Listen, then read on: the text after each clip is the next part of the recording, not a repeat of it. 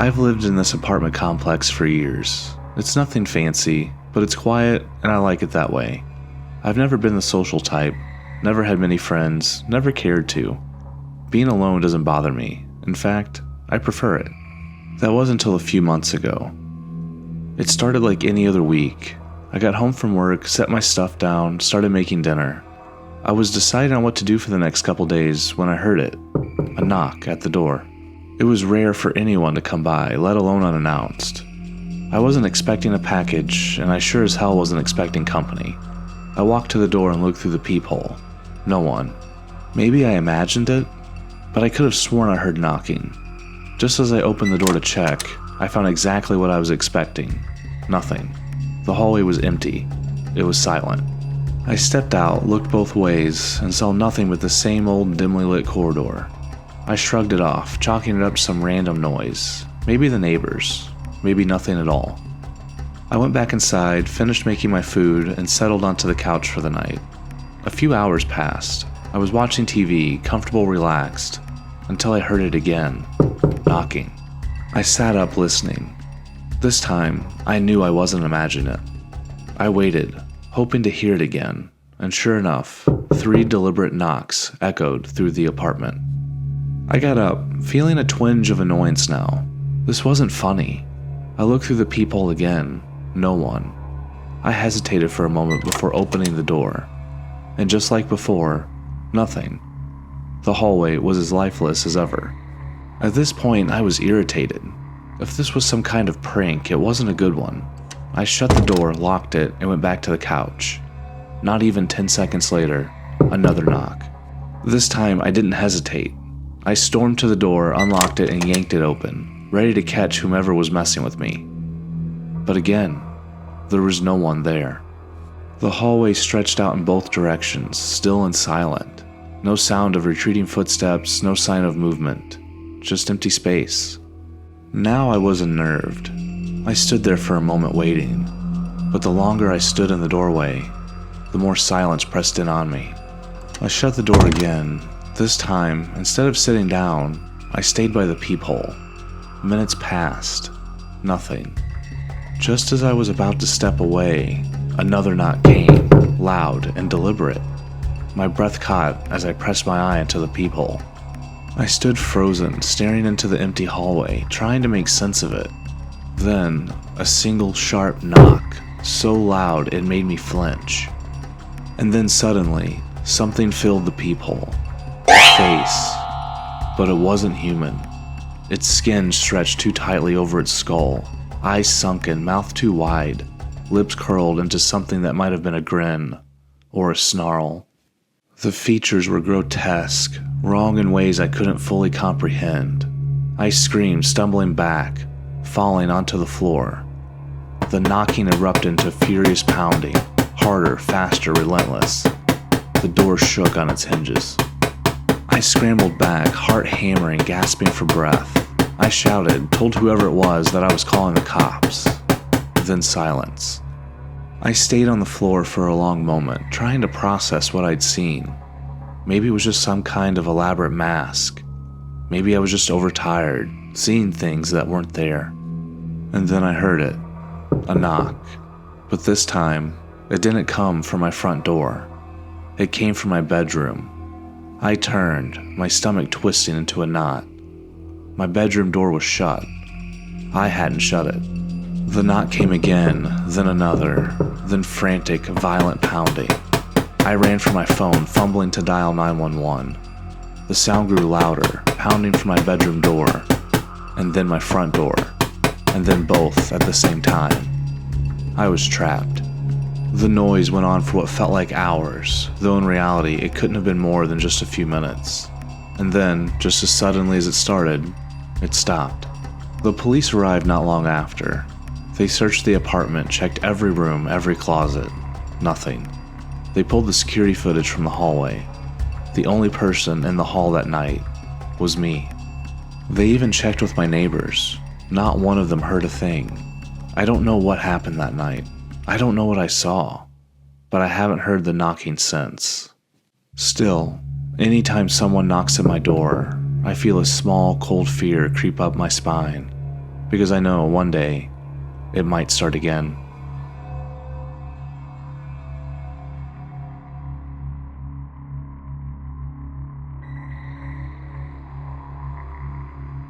It's been years, but I still think about it.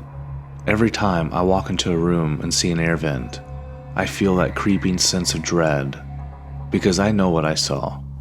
I was a junior in high school when it happened.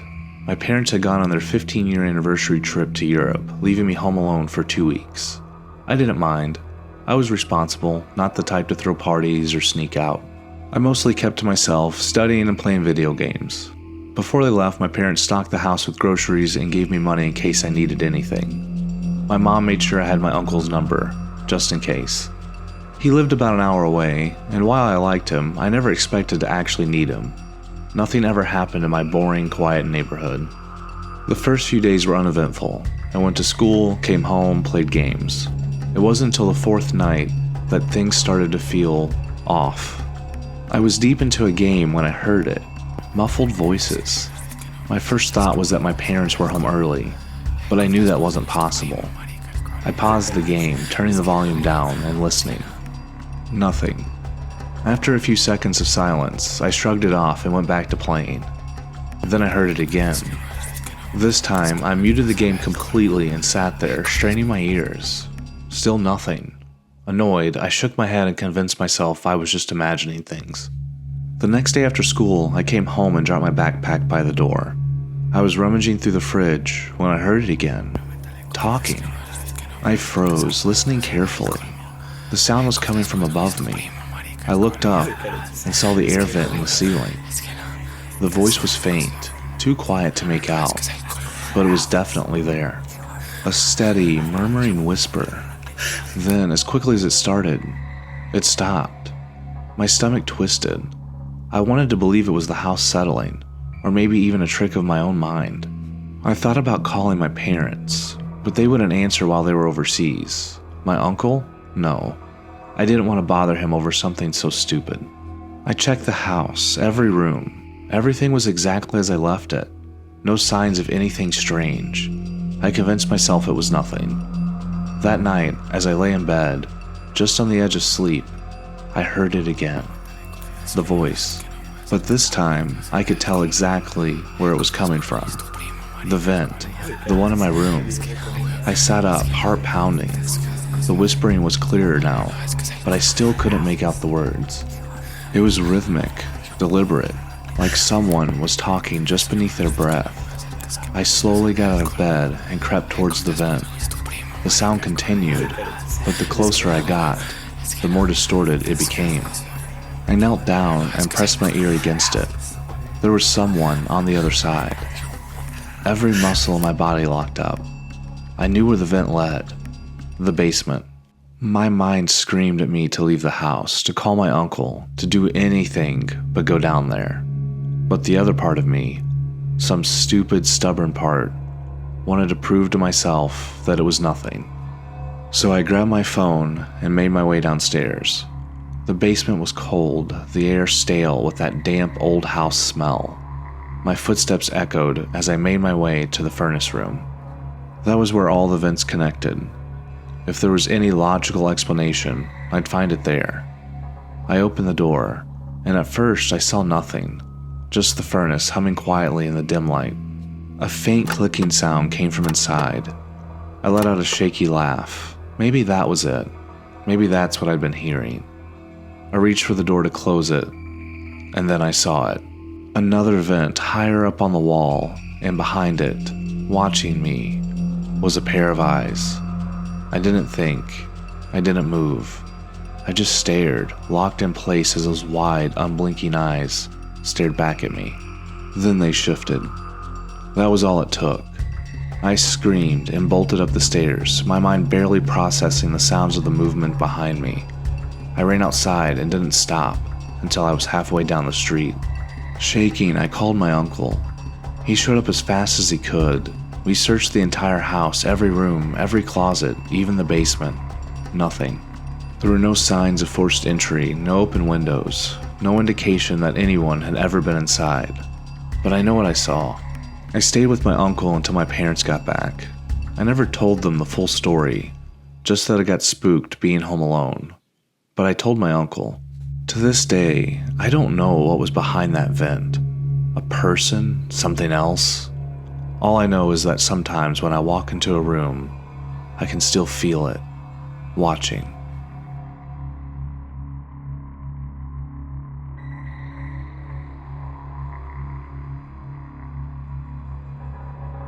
I love living in the city. Even in one of the sketchier parts of San Francisco, it's still home.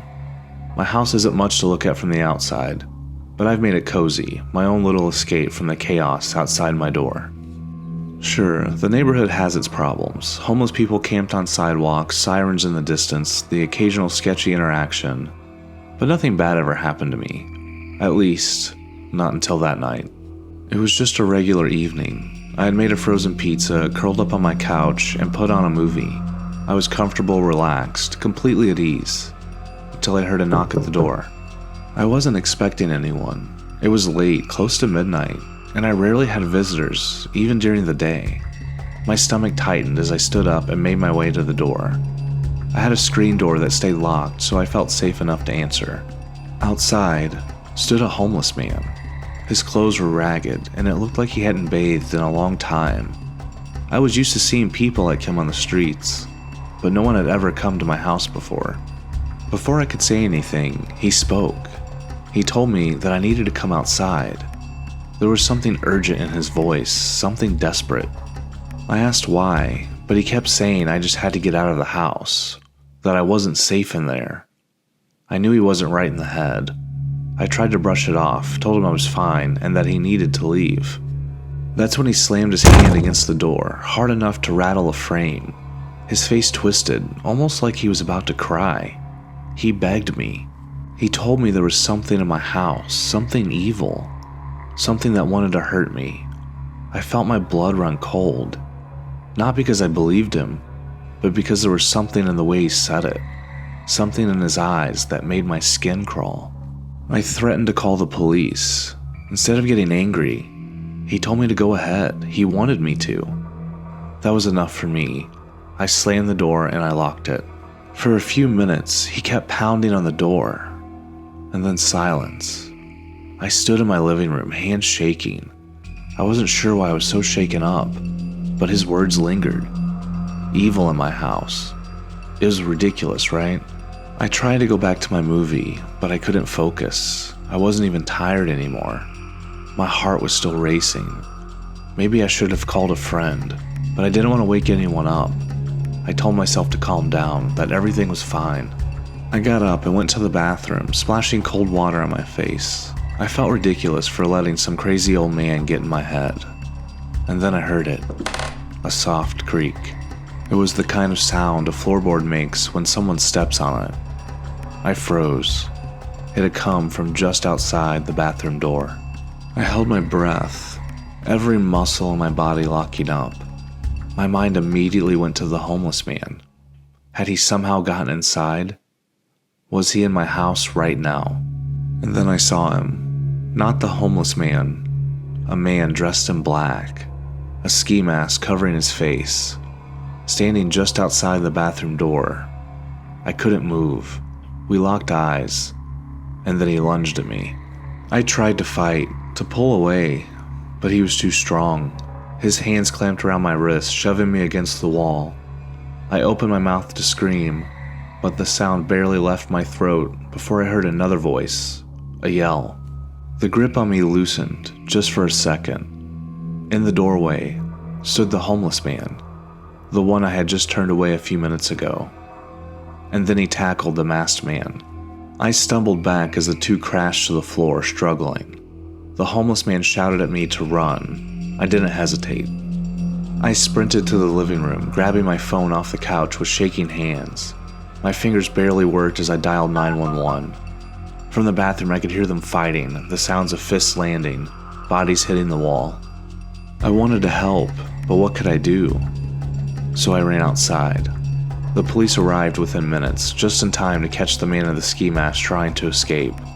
They tackled him, cuffed him, and dragged him away. I stood there, shaking, watching as my world pieced itself back together. The homeless man saved my life. Later, he told me what happened.